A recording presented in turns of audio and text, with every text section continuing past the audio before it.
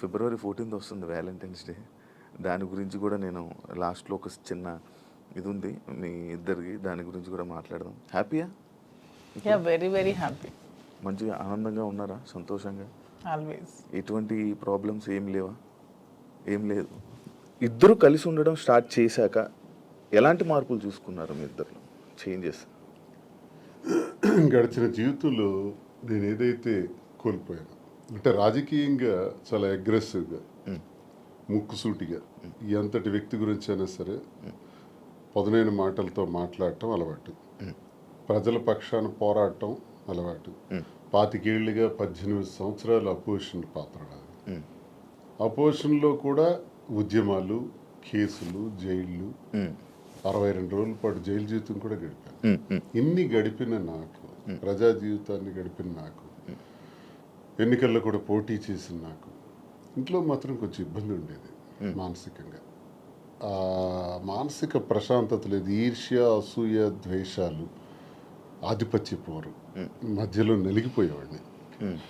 సరే కుటుంబం కదా, ఇవన్నీ దిగమింగుకోవాలి, భరించాలి అని తగ్గే ఆలోచించేవాడిని. కానీ అది పరిధులు దాటి ఇంటి విషయం బయటికి తీసుకురావటం జరిగింది మా ఇంట్లో.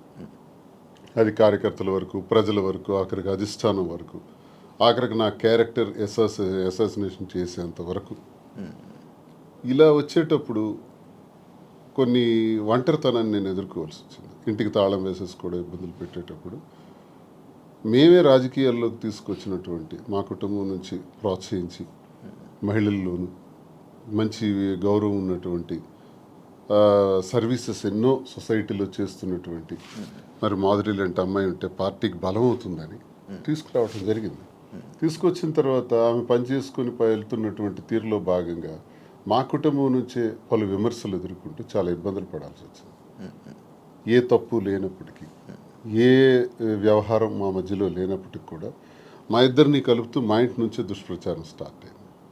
ఆ పరిస్థితుల్లో ఆమెకు కూడా చాలా ఇబ్బందులు వచ్చాయి. సంఘపరంగా కానీ, కుటుంబ పరంగా కానీ, కన్నవారి దగ్గర, అత్తవారి దగ్గర అందరూ ఇబ్బందులు వచ్చి తను చాలా ఇబ్బందులు ఎదుర్కోవాల్సి వచ్చింది.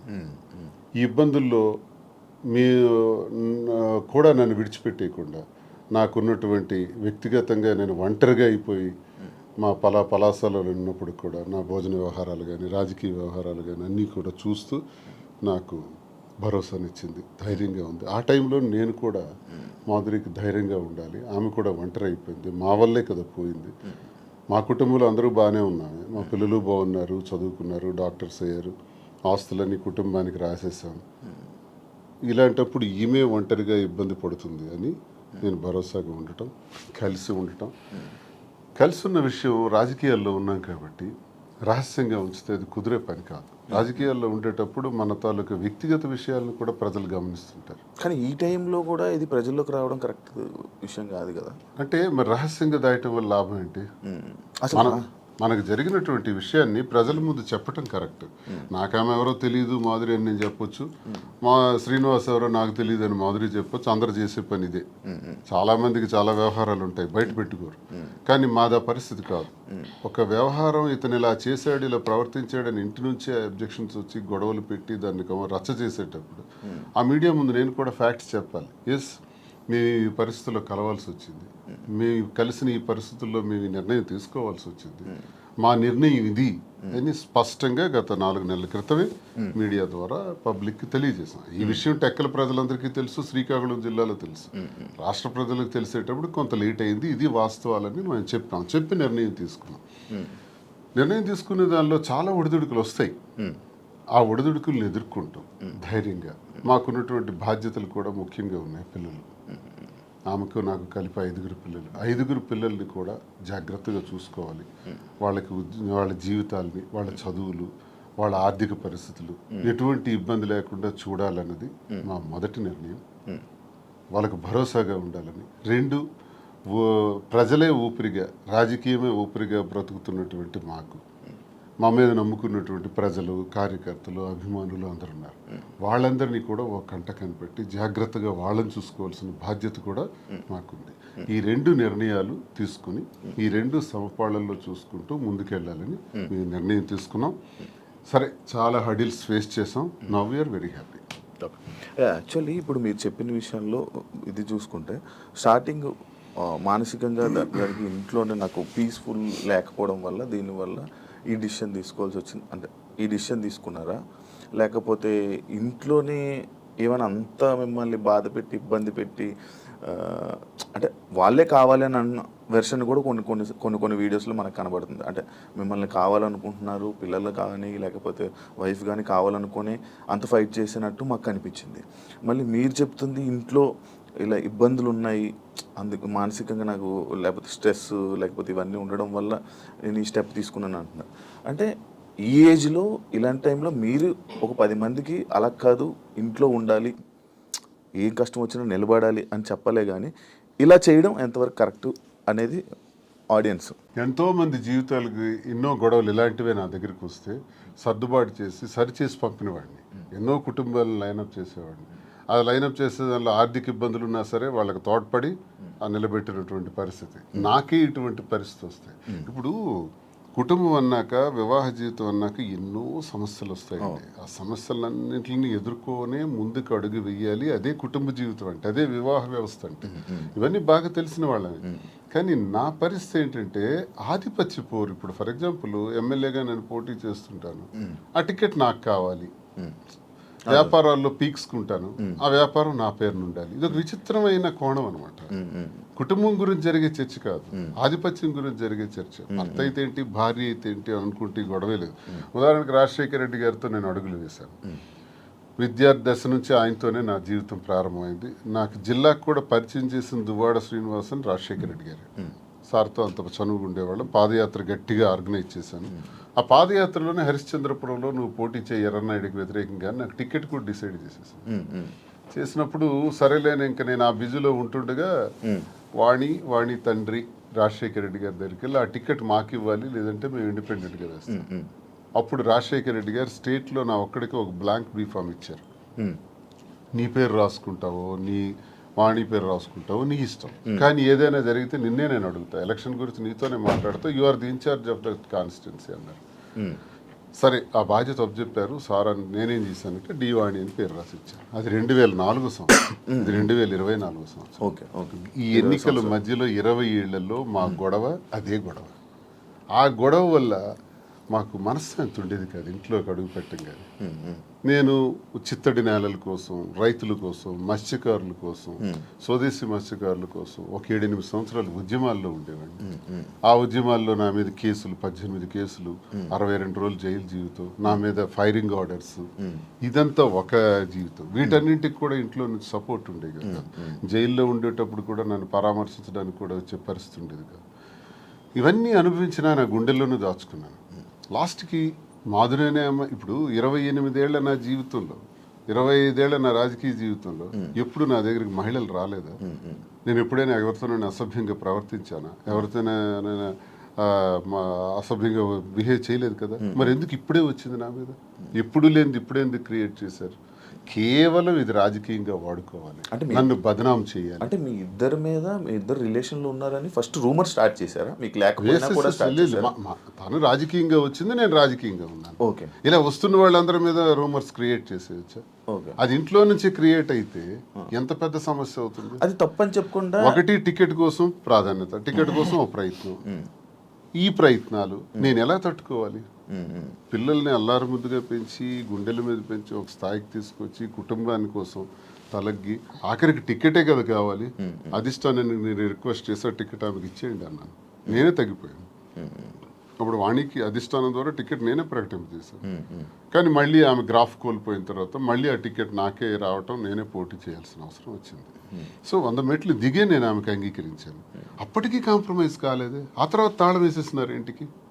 ఆ ఇంటికి తాళం వేసేటప్పుడు తలుపులు తన్నుకుని లోపలికి వెళ్ళలేక కాదు, అసలు మనసులో ఏం నడుస్తుంది? టికెట్ కావాలని టికెట్ తీసుకున్నారు, ఇంటికి తాళం వేశారు, సమాజంలో అభాస్పాలు చేశారు. ఇంక నేను ఎలా బ్రతకాలి? కారులో 7-8 రోజులు పడుకున్నాను. ఆఖరికి మా మదర్ దగ్గర వెళ్ళి ఒక 1 ఏడాది కాలం పట్టున్నాను. ఇవన్నీ టెక్కల ప్రజలకు తెలుసు, ఇవన్నీ మీలాంటి వాళ్ళు ఎంతమందికి తెలుసు? ఇన్ని బాధలు పడిన తర్వాత, ఇంటికి తాళం వేసిన తర్వాత, మనసులో నేను ఉండకూడదు, శ్రీనివాస్ నాకు అక్కర్లేదు అనుకునేటప్పుడు నేనేం చేయగలను? అలాంటిది ఎలక్షన్ తర్వాత కూడా ఇంటి మీదకి వచ్చి ఇంటి మీద కూడా గొడవ పెట్టి అక్కడ నేను టెంపరీగా కొట్టుకుని ఇంటి మీద నువ్వు ఇక్కడి నుంచి పోవాలి. కోరికలు ఏంటంటే టెక్కల నుంచి బయటకు పో, ఎక్కడైనా ఉండు, మాధురితో ఉంటావో ఇంకెలా ఉంటావో నాకు అనవసరం, టెక్కల్లో మాత్రం నువ్వు ఉండటానికి వీల్లేదు. ఇలాంటి విచిత్రం. ప్యాంటు షర్ట్ గాడు అంటాం, లుంగీ షర్ట్ గాడు అంటాం, వాడికి ఏముందని చెప్పటం, మేమే తిండి పెట్టి పోషించాం, వాడు ఒక పూర్ ఫ్యామిలీకి చెందినవాడు అంటాం. అవునండి, ప్యాంటు షర్ట్ లుంగీ షర్ట్ గాడిని భార్య అంటే వాళ్ళ అమ్మని మా అమ్మని తిట్టడం, మా తమ్ముళ్ళని తిట్టడం, కుటుంబాలని అవమానపరచడం ఎంత భరిస్తాం. మీరు మీడియాలోనే చూసారు ఈ మాటలన్నీ. ఇవన్నీ భరించుకుంటా తల్లిని తిడితే భరించాలి, తమ్ముళ్ళని తిడితే భరించాలి, నన్ను అవమానపరిస్తే భరించాలి. ఇవన్నీ భరించుకుంటానే ఉన్నాను 28 ఏళ్ళు పిల్లల కోసం. కానీ మరి తనది రహస్యంగా ఉంచలే. అది 4 walls మధ్య సెటిల్ అయి ఉంటే నిజంగా ఆ అభిమానంతో భర్తే కావాలని తను అనుకుని ఉంటే మాధురి ఇంట్లో ఉండేవారు, నేను నా ఇంట్లో ఉండేవాడిని. కథ ఇంతవరకు వచ్చి ఉండేది కాదు. పరిస్థితులు ప్రభావాలే మమ్మల్ని ఇంతవరకు తీసుకొచ్చిన ఈ పరిస్థితుల్ని మనం రహస్యంగా ఉంచుకోకూడదు, ప్రజలకు చెప్పాలి.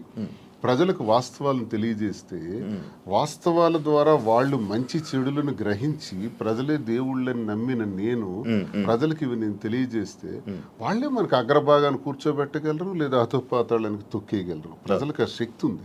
కాబట్టి ప్రజలకే చెప్తే నాకు న్యాయం జరుగుతుందని నేను నమ్మి ప్రజలకు మేమిద్దరం కూడా వాస్తవాలు తెలియజేస్తాం. ప్రజలు మా పరిస్థితికి ఇలా ఉండడానికి మా ఈ పరిస్థితులు ప్రభావాలే కారణం. ఆ కారణం నేను ఒంటరి, తను ఒంటరి, రోడ్డు మీద నిలబడాల్సిన పరిస్థితులు వచ్చేటప్పుడు ఒకరికొకరు భరోసాగా నిలబడ్డాం. ఆ భరోసా ప్రేమగా మారింది. ఓకే, మీరు అప్పటికి ఒంటరిగా ఉండేవాళ్ళ, మీ హస్బెండ్ గారు ఉండేవాళ్ళ నేను విన్నాను. లేదు, పాలిటిక్స్కి వచ్చిన తర్వాత కొద్ది రోజుల తర్వాత ఈవిడ డిస్టర్బెన్సెస్ వల్ల నేను కొంచెం ఒంటరిగా ఉండడం జరిగింది. ఓకే, ఈయన గురించి ఒంటరిగా ఉండడం స్టార్ట్ చేశారు, లేకపోతే లేదు ఆవిడ వలన నేను నా ఫ్యామిలీకి దూరమే ఒంటరిగా ఉండటం జరిగింది. మీ ఎక్స్ హస్బెండ్తో ఏం ప్రాబ్లమ్స్ ఏం లేవా మీకు? ప్రాబ్లమ్స్ అంటూ పెద్దగా లేవు, కానీ డిస్టర్బెన్సెస్ అంటూ ఉన్నాయి. అంటే తను ఎప్పుడు ఫారెన్లోనే ఉంటారు, తను ఎప్పుడు ఇండియాకి రావడానికి ఇష్టపడేవారు కాదు. నాకు ఫారెన్కి వెళ్ళడం ఇష్టం లేదు, నాకు ఎప్పుడు ఇండియాలో ఉండటం ఇష్టం.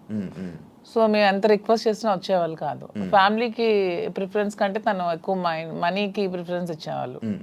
మేము చాలాసార్లు అడిగాం, ఇలా నాకు లోన్లీగా ఉండడం ఇష్టం లేదు, మీరు వచ్చి ఫ్యామిలీతోనే ఉండండి అని. తను ఒప్పుకునే వాళ్ళు కాదు. సో అలా మా మధ్యన డిస్టర్బెన్సెస్ పెరిగాయి.